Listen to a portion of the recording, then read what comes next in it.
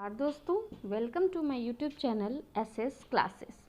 तो आज से हम लोग स्टार्ट करेंगे खोटा के एमसीक्यू सीरीज़, जिसमें सभी चैप्टर्स के 100 क्वेश्चंस या जितने भी संभावित प्रश्न होंगे उसको मैं आज से कंप्लीट करवाऊंगी। तो आज हमारा पहला चैप्टर है छैहर। छैहर से हमारे यहाँ 100 एमसीक्यू हैं, जिसको करने के बाद आपके एक भी प्रश्न एग्ज़ाम में नहीं छूटेंगे। तो ठीक है, हम लोग आगे चलते हैं और देखते हैं एमसीक्यूज़। ठीक है, तो पहला क्वेश्चन है, छैहर कहानी संग्रह के लिखवैया के रहत। मतलब छैहर कहानी जो है वो किसने लिखा है।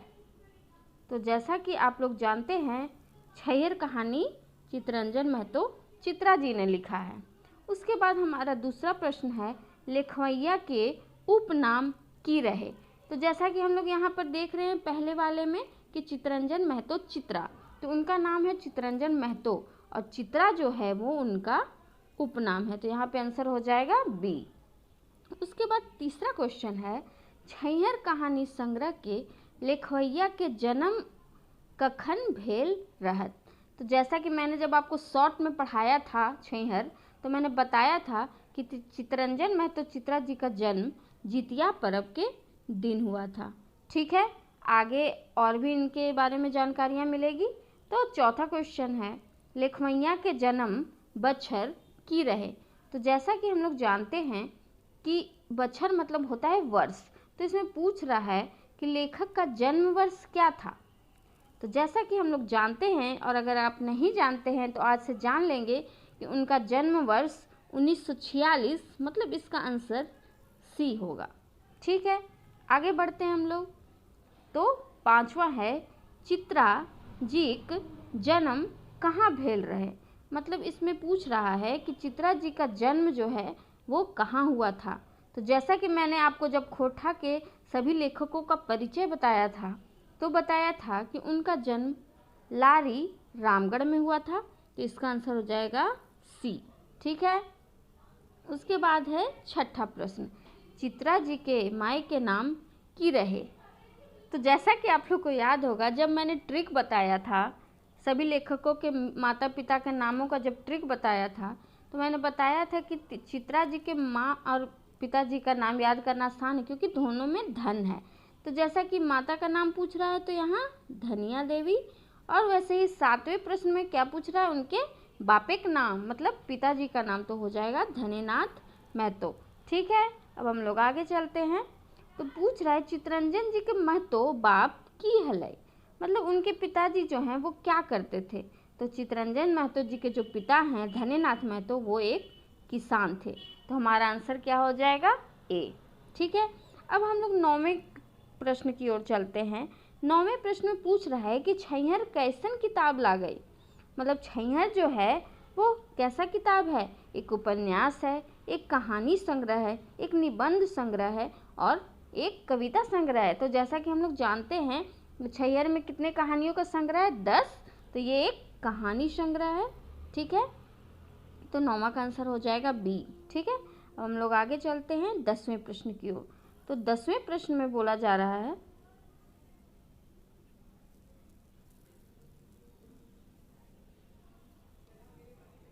तो हम लोग आगे चलते हैं 10वें प्रश्न की ओर। 10वें प्रश्न में पूछा गया है, छैहर कहानी गोछा में मंतव्य के देवलहत। मतलब छैहर जो कहानी है उसमें मंतव्य किसने दिया है। तो इसका आंसर हो जाएगा सी, गिरधारी गोस्वामी आकाश खूटी। मतलब इसमें मंतव्य दिया है किसने, गिरधारी गोस्वामी आकाश खूटी जी ने। ठीक है, अब हम लोग 11वें प्रश्न की ओर चलते हैं। 11वें प्रश्न में बोला गया है, छैहर कहानी गोछा के प्रकाशक है। मतलब छैहर कहानी गोछा के जो प्रकाशक हैं वो कौन हैं। तो पहला है खोटा भाषा साहित्य संस्कृति अकादमी रामगढ़, दूसरा है जनजातीय भाषा अकादमी रांची। तो जैसा कि मैंने एक क्लास में प्रकाशक और प्रकाशन वर्ष बताया है, अगर यदि आप लोगों ने नहीं देखा है तो मेरे चैनल पे आके देख लीजिएगा, जिसमें एक ही जगह पे मैंने सब बताया है।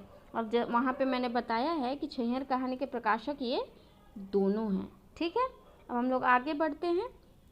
12वां प्रश्न है, छैहर शब्द के अर्थ है। मतलब छैहर शब्द का अर्थ क्या है? छाया, शाम, पेड़ या रौद। रौद मतलब होता है धूप, शाम मतलब होता है शाम, और छाया। तो हम जैसा कि हम लोग को पता ही है कि छैहर शब्द का मतलब क्या है? छाया। ठीक है, अब हम लोग 13वें प्रश्न की ओर चलते हैं। छैहर कहानी गोछा में कई गो कहानी है। तो जैसा कि मैंने अभी पहले ही आपको बताया कि इसमें कितनी कहानियाँ हैं? 10 कहानियाँ हैं। ठीक है, अब हम लोग आगे की ओर चलते हैं।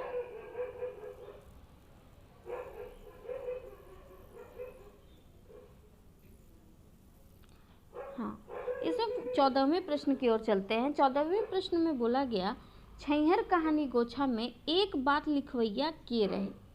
मतलब छैहर जो कहानी का संग्रह है उसमें एक बात लिखवैया कौन है? तो वो हैं गोविंद महतो जंगली जी। ठीक है, अब हम लोग 15वें प्रश्न की ओर चलते हैं। इसमें बोला गया है, छैहर शब्द के उनार्थक शब्द की हतई। उनार्थक मतलब होता है उल्टा, विपरीतार्थक शब्द। तो छैहर का मतलब होता है छाया, तो उसका उल्टा क्या होगा? रौद, धूप। ठीक है, तो इसका आंसर हो जाएगा ए नंबर। ठीक है, उसके बाद हमारा आता है 16 नंबर। 16 नंबर प्रश्न में पूछा गया है कि चित्रा जी के पत्नी की नाम है। मतलब चित्तरंजन महतो चित्रा की पत्नी का नाम क्या था? तो जैसा कि मैंने पहले ही आपको बताया था अपने पहले क्लास में कि उनकी पत्नी का नाम सावित्री देवी था। ठीक है, तो हम लोग आगे चलते हैं 17वें प्रश्न की ओर, जिसमें पूछा गया है, छैहर कहनी गोछाक पहिलका कहनी कौन टा हके। तो इस प्रश्न से हम ये भी ध्यान रख सकते हैं कि इसमें प्रश्न का सिलसिलेवार ढंग से याद करना भी जरूरी है। पहला प्रश्न, अंतिम प्रश्न। जैसे पूछ सकता है कि पहला कहानी कौन सा है, अंतिम कहानी कौन सा है, तो वो हम लोग याद कर लेंगे। ठीक है, जैसे कि इसमें पूछा गया कि पहला कहानी कौन सा है, तो हम लोग जानते हैं पहला कहानी है छैहर। उसके बाद देखिए 18 नंबर में पूछ दिया कि आखिरी कहानी कौन सी है। छैहर कहानी गोछाक आखिर कहानी की है के।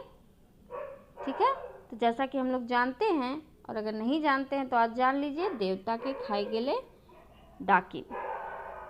ठीक है, जिसमें महेश बाबू हैं। ठीक है, आगे देखते हैं 19वें प्रश्न की ओर, जिसमें पूछा गया है, चित्रा जी के पहल कविता नाम की हके। अब इसमें चित्रा जी के परिचय से रिलेटेड प्रश्न है। ठीक है, आप मेरी पहली कक्षाएं देख लीजिएगा। तो इसका आंसर क्या होगा? समय के उस पार। चित्रा जी के पहल कविता का नाम है समय के उस पार। ठीक है, अब पूछा गया, छैहर कहानी गोछा के प्रकाशन बछर की रहे। तो छैहर कहानी गोछा के प्रकाशन वर्ष कौन सा था? 2007। ठीक है, अब हम लोग आगे बढ़ते हैं 21वें प्रश्न की ओर।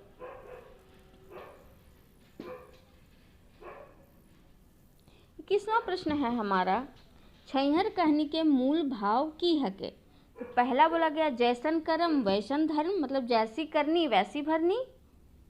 दूसरा बोला गया, जैसन संगति तैसने बुद्धि विचार, मतलब जैसे ही हमारी संगति होगी वैसा ही हम लोग का बुद्धि होगा, विचार होगा। तीसरा बोला गया है, लूट के लाइन कूट के खो, मतलब लूट के लाइए और कूट के खाइए। पर ऐसा कुछ नहीं, जैसा कि हम लोग छैहर कहानी में देखे हैं कि जो अच्छी छाया की ओर होता है, जो अच्छी पेड़ की छाया में है, जैसे जो देवा चौधरी के छाया में है वो अपनी ज़िंदगी अच्छे से बिता रहा है, और जो जमींदार के छाया में है उसकी ज़िंदगी अच्छी नहीं है, वो दारू पीता है, ये सब है। ठीक है, तो इसका हो जाएगा जैसन संगति तैसने बुद्धि विचार। ठीक है, अब हम लोग 22वें प्रश्न की ओर चलते हैं। 22वें प्रश्न में बोला गया, छैहर कैसन किताब लगे। तो अभी ऊपर में मैंने बताया था, रिपीटेड है कहानी संग्रह। ठीक है, 23वें प्रश्न की ओर चलते हैं। इसमें बोला गया है, एकर में कौन कहानीटा छैहर किताबें शामिल है। मतलब छैहर किताब में कौन कौन कहानी है? 10 कहानियाँ हैं। तो अब इसमें हम लोग को छांटना है कि कौन सा कहानी छैहर में है। तो जैसा कि हम लोग जानते हैं, मैंने अभी ही बताया कि आपको 10 कहानियों की नाम याद रखनी होगी। तो पहला कहानी कौन सा है? छैहर। दूसरा कहानी कौन सा है, बोनेक लोर। तीसरा है हम कैसे जियब। चौथा है बुबा एगो कहनी कही दे। पांचवा है गुरुजी चेठा। छठा है समय केटवा ताश खेला। सातवां है संस्कृति कर झगड़ा। आठवां है चोर डकैत लुटेरा। नौवां है नावा छोट जमींदार। और 10वां है देवता के खाए के लिए डाकिन। तो जैसा कि हम लोग यहाँ देख रहे हैं, यहाँ का आंसर हो जाएगा बी, बोनेक लोर। ठीक है। फिर 24वां प्रश्न पूछ रहा है, एकर में कौन कहनी टा छैहर के नाय है के। ठीक है। तो जैसा कि हम लोग जान रहे हैं, माई के लोर किसकी कहानी है, सोंद माटी की। ठीक है।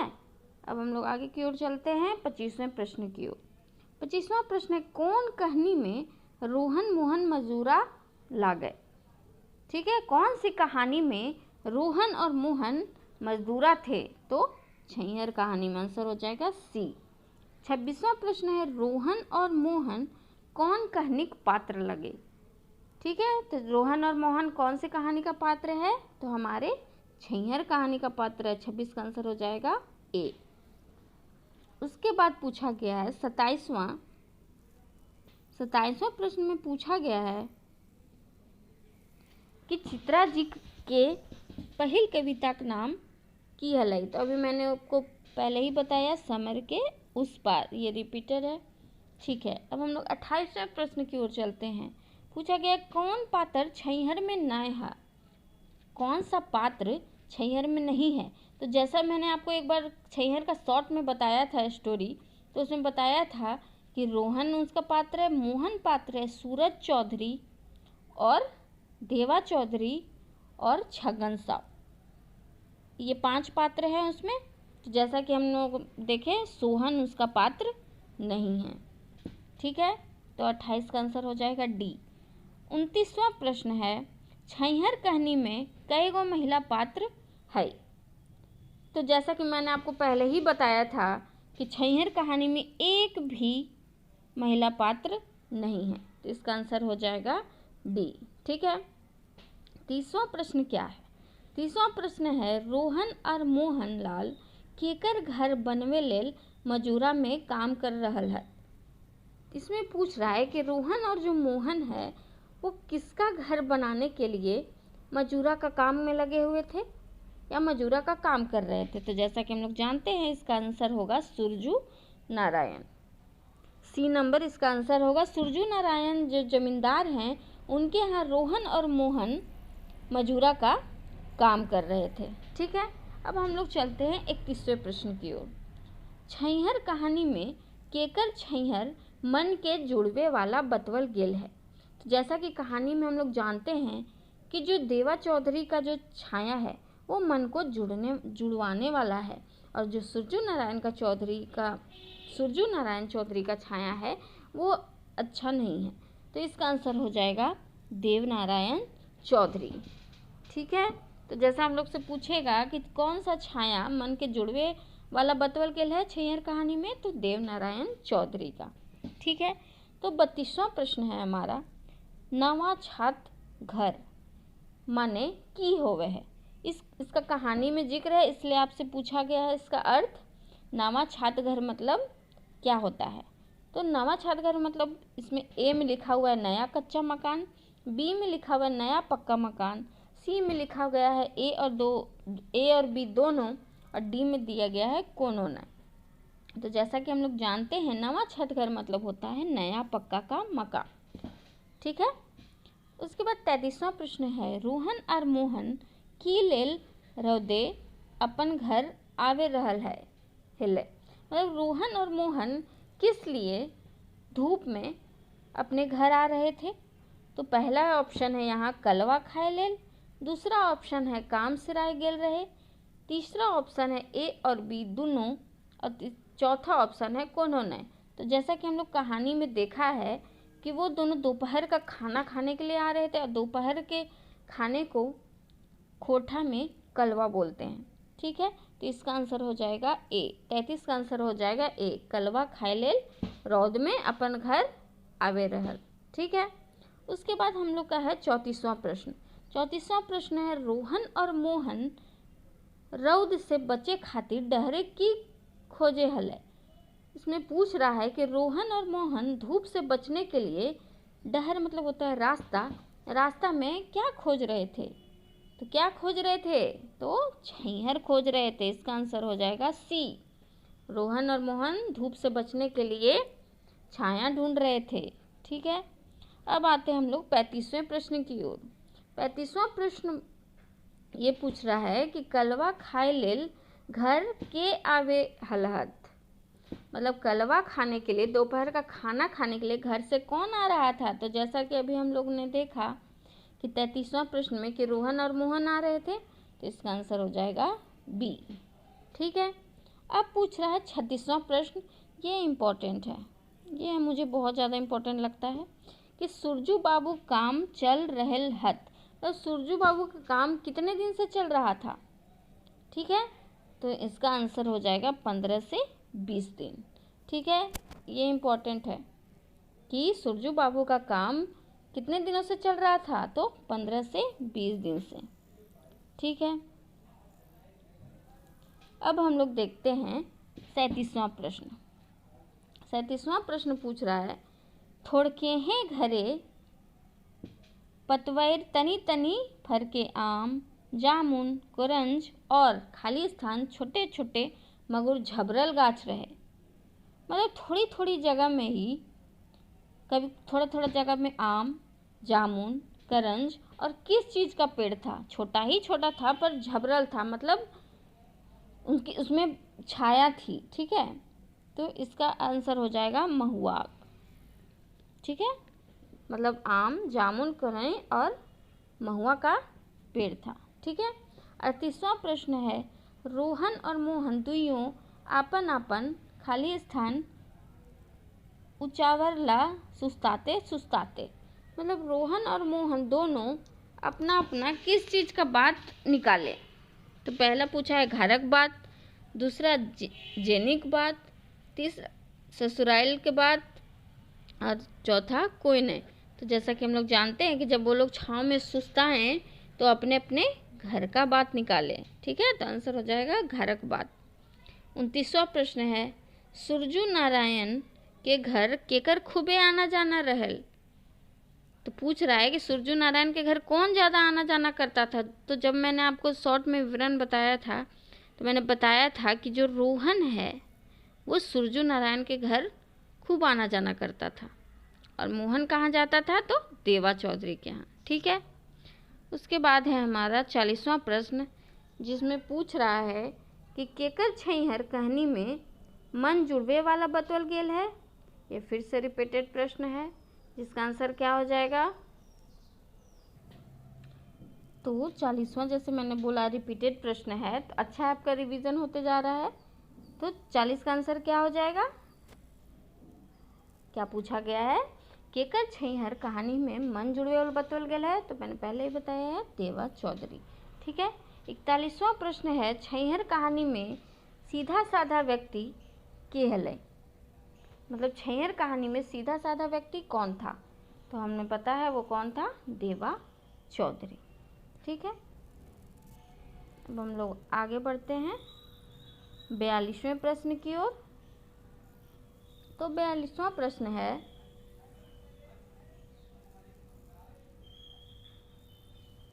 छैहर कहानी में कौन पात्र गांविक जमींदार है, मतलब छैहर कहानी में कौन सा पात्र है जो गांव के जमींदार हैं। तो हमें पता ही है सारे जितने भी कहानियां हैं उसके पात्र बहुत ज़्यादा इम्पोर्टेंट हो जाता है, उनके नाम और वो उस कहानी में क्या है। ठीक है, तो जैसा कि हम लोग जानते हैं कि छैहर कहानी में जो गांव के जमींदार हैं वो कौन है, सुरजू नारायण चौधरी। ठीक है, याद रखेंगे। उसके बाद देखते हैं हम लोग 43वां प्रश्न। 43वां प्रश्न है छैहर कहानी में के अपन छुआ के बेस लखे लिखावे पढ़ावे पिंधावे ओढ़ावे और खिलावे पिलावे नहीं पारले, मतलब इसमें पूछा जा रहा है कि छैहर कहानी में कौन है जो अपने बच्चों को अच्छे से पढ़ाया लिखाया, अच्छे से कपड़ा नहीं पहना पाया और अच्छे से खिला पिलाया नहीं पाया। तो जैसा कि मैंने आपको याद करने का तरीका बताया था कि जो हमेशा रोते रहता है वही ये सब नहीं कर पाएगा, तो वो रोहन है। ठीक है, अब हम लोग देखते हैं 44वां प्रश्न।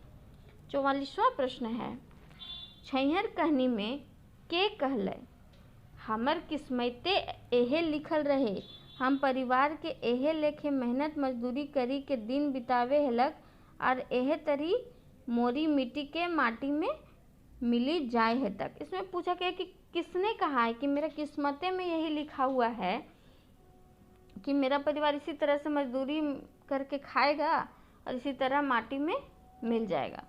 तो अभी से जो गरीब रहेगा वही ये सब बोलेगा, तो वो रोहन है।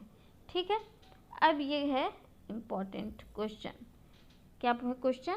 रोहन तोय तो जाने हैं कि खाली स्थान बचर पहले हम तोरो से कतई गरीब रही। मतलब मोहन बोलता है ना रोहन को कि रोहन तुम जानते हो कि कितने साल पहले हम तुमसे भी गरीब हुआ करते थे। तो इसमें यही पूछ रहा कि कितने साल पहले जो मोहन है वो रोहन से भी गरीब था, तो 15 से 20 साल पहले। ठीक है, इसको याद रखेंगे कि 15 से 20 साल पहले जो रोहन है वो मोहन से अमीर हुआ करता था, लेकिन वो किसके छाया में रहने लगा? सुरजू नारायण चौधरी के छाया में, जिसके वजह से आज वो गरीब हो गया है। ठीक है, 46वां प्रश्न देखते हैं। ककर कहल हेल तोय हमर से धन संपत्ति बुद्धि ज्ञाने जबर रहे। मतलब पूछा गया है कि कौन बोला कि तुम तो हमसे धन संपत्ति बुद्धि ज्ञान सब में जबर हुआ करते थे। तो मोहन बोला है किसको? रोहन को, कि 15 से 20 साल पहले तुम हमसे भी अमीर थे, हमसे भी धनी थे। ठीक है, तो 47वां प्रश्न अब हम लोग देखेंगे। 47वां प्रश्न है, केकर कहल लागई तोय बोड़ गाछेक छाए रहे और हम छोट छोट गाछेक छाए हैं रे। मतलब पूछा गया है कि किसने कहा है कि तुम जो हो वो बड़े बड़े पेड़ों की छाया में रहे हो, हम तो छोटे मोटे गाछों के छाया में रहे हैं। तो ये कहा था मोहन ने रोहन को। ठीक है, तो इसमें पूछा गया कि कौन कहा? तो मोहन कहा। किसको कहा? तो रोहन को। ठीक है, अब 48वां प्रश्न पूछ